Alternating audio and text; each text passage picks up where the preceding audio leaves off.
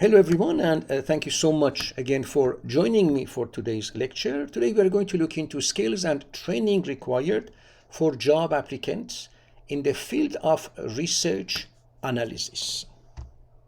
Now, before starting, I would like to talk about the job market. I would like to talk also about the job titles for research. First of all, on the right side of this slide on the top, you can see the entry level market research analyst salary. I know that market research is just one of the research jobs that we can find, and I'm going to explain all of those different types of jobs where we are looking into the field of research analysis. But first, the jobs. Obviously, if you would like to work for some organizations, some companies, if it's a small company, you may start at $22,000, $23,000. This is for Canada. And the average job, I would say the salary is about $46,000, $47,000 per year. And for people who stay in the research analysis field, their salary, and depending on the size of the company and the type of contracts that you have for doing research, may go up to 93, I would say even $100,000 per year, which is really interesting. So lots of opportunities in this field. Now, I didn't talk about those friends, those students, those colleagues who also opt not for working in a company, but to have their own corporation. Because if you would like to, you can also get your certificates in research analysis, and you can definitely open your own corporation.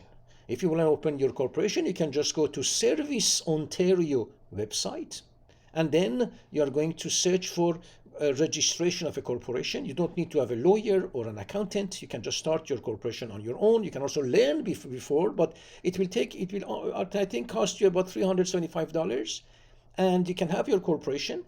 And with that, you can now start again promoting your products and services. You can also get into the market of research analysis. And now, what is that market? The market is, as I am illustrating here on the slide, it has five major components. We also have minor components, but I would like to talk about major ones. One of them is the research analysis overall. Here you can work for different organizations. You can start working even in the broadcasting companies, on the TV, radio, in journals, for example. But you can also look into different other types of research like clinical research, looking into again different types of research for in different institutions, in different communities, for example. Okay, we have jobs as research analysts in municipalities, in provincial governments. Several of my previous students, they are now working in public health, which is again they do research analysis. We also have people who are working in different ministries. Now, this may be federal, I would say, ministries, or they can be provincial ministries in Canada, where each and every ministry, each and every department, they need to have people to do research. And of course, we're going to look into what is exactly in the job, because that's why you are here today. A second pillar for the research analyst jobs is about market research, because we have a product and we would like to know what is the feeling of or sentiments of consumers. We would like to know about the status of any product or service that we are offering. You may be working again in a grocery, I mean not you, but you're working for a grocery chain, a big one, and they would like to know if people are happy, if they need any new product, if they need any new service, because based on research that you will do, we will make decisions, business decisions. So that was the second pillar, but that was about the market research. The third pillar is about operations research analyst. This is where we are in any company, in any institution, we are doing things, we are performing tasks, we are having operations, we are having procedures that we follow. So here we are also going to use your abilities as a research analyst in order to do inspections in order to look into, again, the status of some procedures. Are they being used in full? Do employees understand about the procedures? And this is again mainly for the examination of our processes, systems, or products. You can also look into economic research analysts. And for the economy, we are looking into, again, the market, but also the movement of the money. And here you have several institutions who are also going to hire you because they would like to know about the economy, about the level of satisfaction of people for a specific tax. So you may be working for Bank of Canada, for example. Okay, I'm talking about economy, not financial here, but economy. And here you're going to do some research in microeconomics, in macroeconomics. So this is again another pillar. And the last one, the last major one, is about financial analysis, where we are looking into the finance, into the money, into the numbers. And we are looking into, for example, the rate of mortgages, interest rate, if people are happy, if they can afford it. You will have to do some research on populations. You have to choose, of course, your sample of the population, looking into the level of instruction, how many, again, if they are married or not, or if they have a family or not, if they have kids, how much they are earning, how much they can, for example, save, how much they can invest. And then you are going to look into understanding about the financial situations in a society, in a community.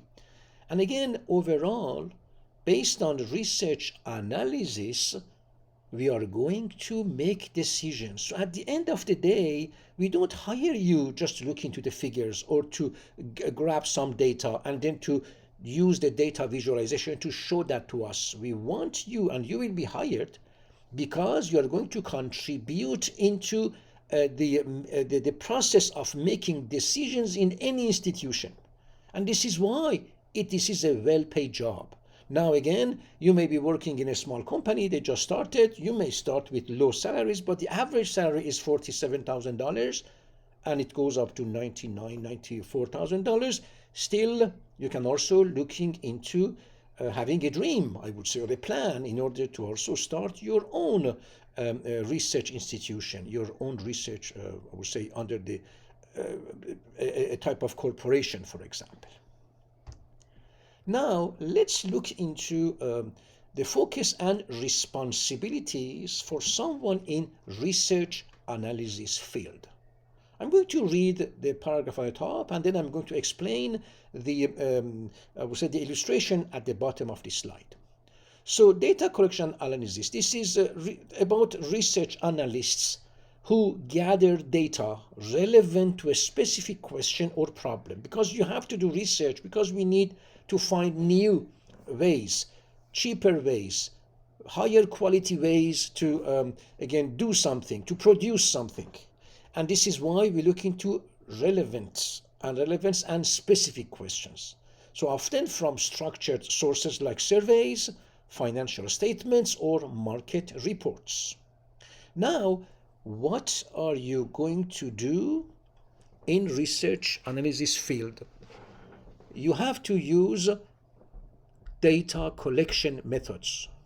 Now, one way is to use surveys. And of course, when we talk about surveys, you're including, if you're again looking into, of course, humans, people, you have also to know about standards for ethics. You also need to know about standards for conducting research using human subjects. This is why we talk about the good clinical practice, where we have to have specific structures, following specific standards in order to conduct research, even if this is a survey. A research is not just doing some operations or just to give a drug to someone, for example, or to do some intervention somewhere. It's also asking for the opinions of people. And of course, in point number 2, we can look into the observations, because what we want in research is to get data. That's why the data that we get may come from surveys, questionnaires, observations, and again, I continue with the numbers in this illustration.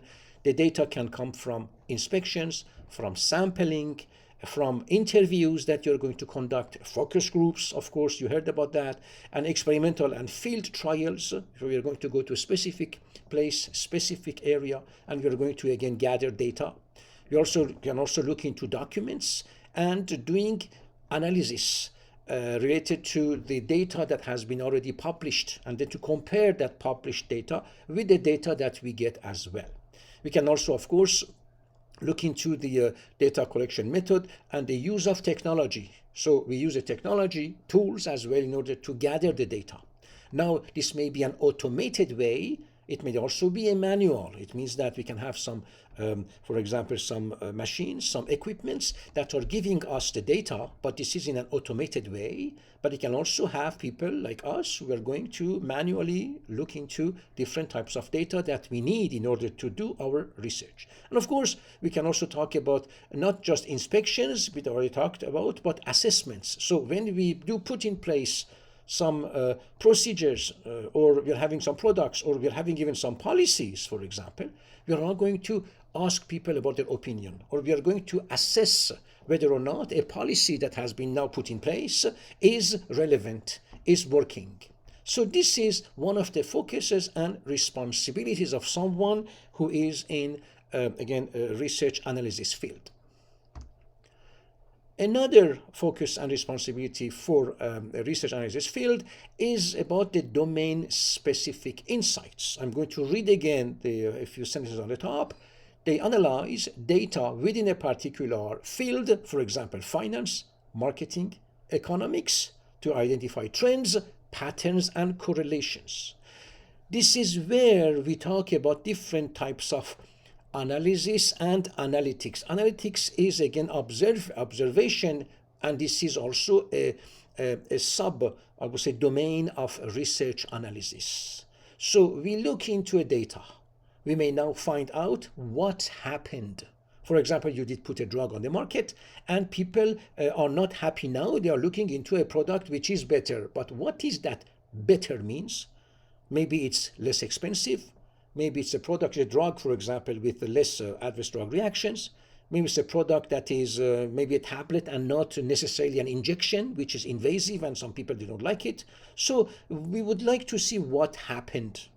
And here we are asking questions from the population, from our sample population, we call it sample size, and we are going to look into providing descriptive analysis and analytics.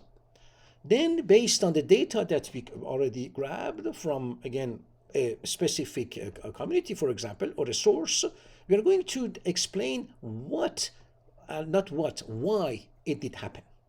So this is a diagnostic analytics that research analysts are going also to work on. Don't forget that you may not be working on all of these different, I would say, domain-specific insights, but we talk about insights. It means that you have to do your analysis and then to explain it, to give us the meaning of that analysis. Because at the end, we don't just pay you for observing and then to create something or to write a report. We want you to go beyond the report to come up with giving us some solutions. That's why research analysis, I would say analysis personnel or staff, they don't only observe or show what they do, they communicate and they talk about the insights, what is in for the organization, so that we can now make better movements, better policies. Okay, for example, look at the government. They have so many research analysts in different ministries, for example, and institutions. That's because we would like to look into, okay, what's happening for example, for interest rate, for again a governmental decision, for a ministerial decision. We would like to know, and we would like to look into the results of any intervention or any product or service or any tax, for example, that we add. And we would like to know if this is working. So we never stop doing research. Then the next one is what will happen. As I told you, we hire you not only for telling us what happened, but how we can use the information in order to do prognostics, in order to look into how we can plan, what we can plan. And this is why we need your input in order to help us to make decisions. Decisions for the government to write policies, decisions for the government to write regulations, decisions for people because we would like to, for example, produce a new service or a new product. We cannot just make it because we just dreamed of that. We need to know about what people are thinking, and not everyone. We look into our customers, we look into a sample population, say population that is using the product or the service, and how we are going to again use the results of the research analysis tools is to say, okay, what will happen. And then the last one is about the not the predictive analytics, but here this one is a prescriptive analytics, meaning that we are also going to talk with decision makers in a company, in the government, in different institutions, and we are going to say how can we make this happen. Now, another step in research analysis is to report. So you have to generate reports, you have to generate presentations and summaries to communicate findings to stakeholders. So if you have experience in writing, medical writing, report writing, this is a plus for you, because we want people who not to be specifically specialized in one field, but to people who are able to, to learn. We need to have people who can learn and people who can now look into a data, doing the analysis, and then to write reports. So now here I'm just showing you the key features of a research report. So you can just see how this works. You have different sections of the report, and this is coming from, of course, data gathering, analysis, data visualization, and of course again doing more analysis, talking about the insights, and then we give these reports. But again, these reports must be made in a way that we can make decisions.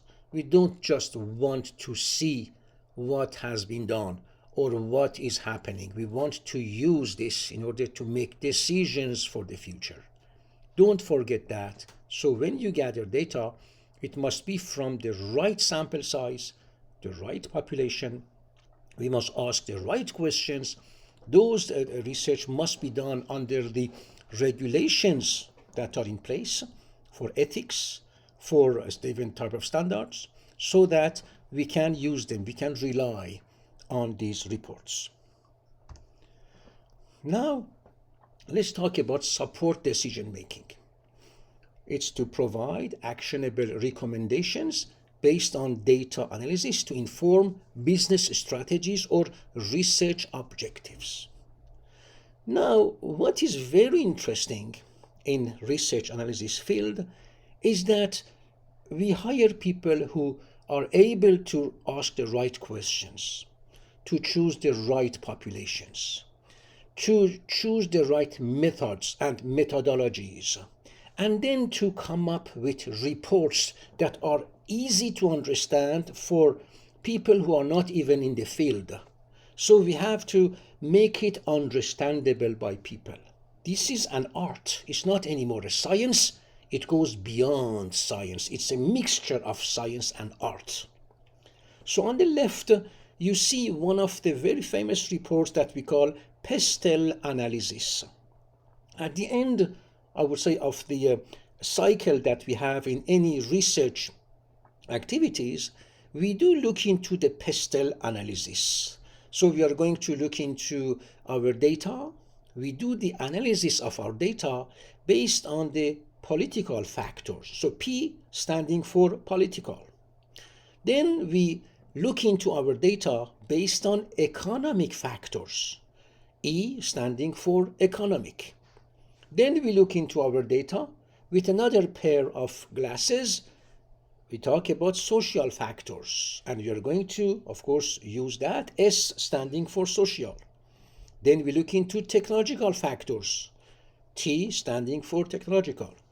Then we have environmental, E, and legal factors. What this is this exactly? What happens is that when you are getting the data and you're going to talk or give your report about your research topic, you are now going to talk with the upper management in a company or ministers or people in charge in different institutions for making decisions. And you are going to tell them that based on what I found or my group found, this is what's happening in the market, in the finance, in the pharmaceutical field, in again social field. And if you would like to make decisions, you have to pay attention to different factors that will also affect the market, affect people, affect also your decisions. And this is where we look into the pestle analysis. Now we can also give you examples of data-driven decision making. This one is just on the right side of the slide at the bottom. Here, this is just an example. Okay, so this is about the data-driven decision making because we want to make decisions based on the real data that we get from the market. So here, for example, if we are looking into number one, developing new therapies, obviously we have to look into what is needed. We cannot just search and find any type of drug and then to say, okay, this is a molecule, we are going to put it on the market, and you know what, you end up saying that there's no need for that, or not too many needs, too much needs. So that's one. The other one is, for example, and we again use the data for making decision making, is to enhance patient engagement. So again here, the same thing, we would like to know if we are going to have patient engagement. We may also look into optimizing staffing and resources, preventing unnecessary emergency room visits. We look into automating hospital administrative processes, detecting illness earlier, etc. So now you understand that through the research and the research topic, we always start the research, write the question, look into research methods in order to find out information that will help us to make decisions that will affect the society in which we are working and living. And this is exactly why research analysts are going to find jobs. Now let's talk about the skill sets. A research analyst needs to have analytical skills, research skills, communication skills, critical thinking skills where we have to question our results, mathematical skills because we have to do some calculations, organizational skills because we are going to work in a group, and presentation skills because we are going to present our findings using data visualization to a group of people who may not be necessarily experts. These are managers, these are CEOs or VPs, and they need our insight because we know about the topic, we know about our research, and they want us to present them the results of our research so that they will be able to make decisions that will affect the future of their company, the future of a society, the future even of a nation. Okay, so this is to that extent, that deep, that research analysts can work and can be very beneficial to any society, any community. Now, let's talk about the skill set here and talk about the statistical analysis. I know that many people, because of the fact that they have been only looking into calculating the means or I would say averages, or looking into the mode or median, they may not have been understanding well why we are using statistics. I tell you this in 2 minutes. The statistics is not a pure science, because when we do again a test, we will not find necessarily the same answer because of the fact that our sample size may not be the same. We may look into a population A for a question, we may now look into population B for a question.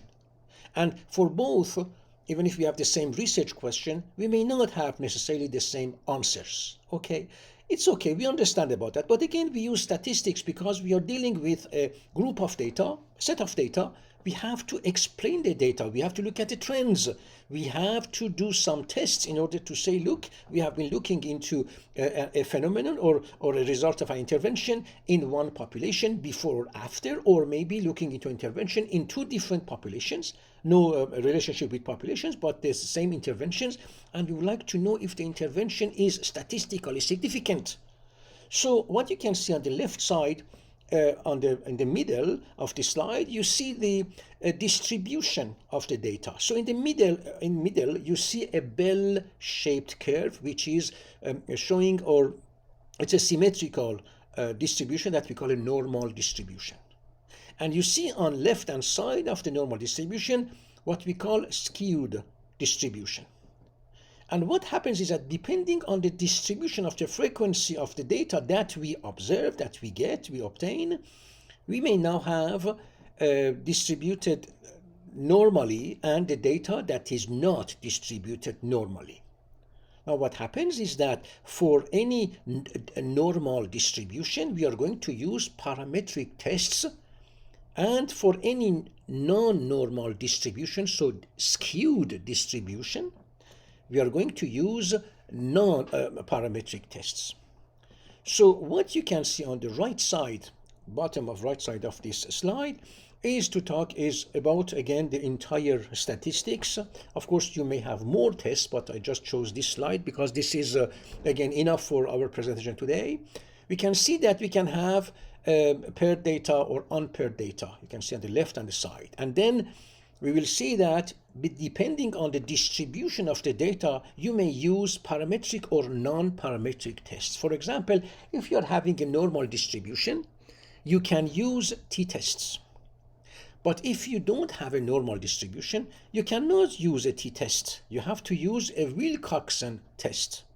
So I'm going to leave it to statisticians, but a research analyst will be able to use Excel, SPSS, or SAS, or any other software for statistics in order to go over the description of the data, and then to formulate questions, and then to use statistical analysis in order to see if there is any statistically significant change after, again, an intervention, after a decision. And this is what we need, because then we can say that what we saw is not just because of an error or an accident, but based on the statistical test that we chose, based on the type of data that we used, and based on the sample size that we also chose, we can conclude that for this framework, within this framework, we can see that, for example, this intervention is statistically significant, and it's going to allow, again, institutions, governments, companies to make decisions based on this statistically significant, I would say, changes that we observed based on the statistical analysis. That was the statistics in about 2 minutes. Of course, you can always find out more, but again, this is what we need to know, and research analysts, they are aware of statistical tests as well. Now, talking about research methods, we can talk about understanding of qualitative and quantitative research methodologies. Quantity, because this is a number. When we have a number, we can do calculations, and of course to do tests, statistical tests. However, when we are having qualitative data, this dealing with the quality, your level of satisfaction. So it's not easy to give a number to your level of satisfaction. However, what happens is that we can always look into the proportion of the answers. For example, you have a Likert score. For example, you are not very satisfied, satisfied, neutral, not satisfied, not at all satisfied. So you have 5 levels of, I would say, answer options. And then we are going to look into, even if it's again qualitative data, because we say if you are satisfied or not, we cannot give a number, we can still use those different categories of answers in order to look at the proportion, and then to do statistical analysis based on the proportions of those answers as well. But this is again one of the skill sets that we can, again, that research analysts, they learn or they know about. Another skill set is the domain knowledge. Don't forget that you need to have some expertise, or at least some knowledge of what research you are going to do. This is why it's not, again, we are not going to hire someone who is highly, again, specialized in just one domain. We are going to have people who have an open mind, people who are not afraid of learning, and because you need to have a continuous learning and research. You also need, of course, to have interdisciplinary collaboration with other groups. You have to be able to talk with other groups of employees or other professionals. You also need to apply the data and the analytics. You also need to have adaptability and flexibility in not just the time, not only in the methodologies, because you have to be creative, but also looking into, again, learning more about any topic. And of course, you need to know about the standards on ethical and regulatory compliance. And this is where, again, for all of the research scientists or data scientists or research analysts, we are asking them, of course, to look into different regulations and guidelines. Now, in each country, you will have to learn the ethical and regulatory guidance documents and, again, guidelines and regulations of that country. And now, again, I would like to repeat the fact that research analysts, they may not know everything. In an interview, we will see if you're open to learn, because we may be exposing you to different projects, and those projects may be different. And I tell you, there's no worries for this, because in any of the institutions where we do research, we give time to research analysts to learn a week or two to learn about the topic of research. Because if you don't know, you cannot ask the right questions, you cannot get the right data, you cannot do the right analysis, and you cannot help us through your final reports to make right decisions. This is why always keep in mind that as a research analyst, data scientist, a research scientist, we always learn. So being too much, again, involved in just one topic, it doesn't help.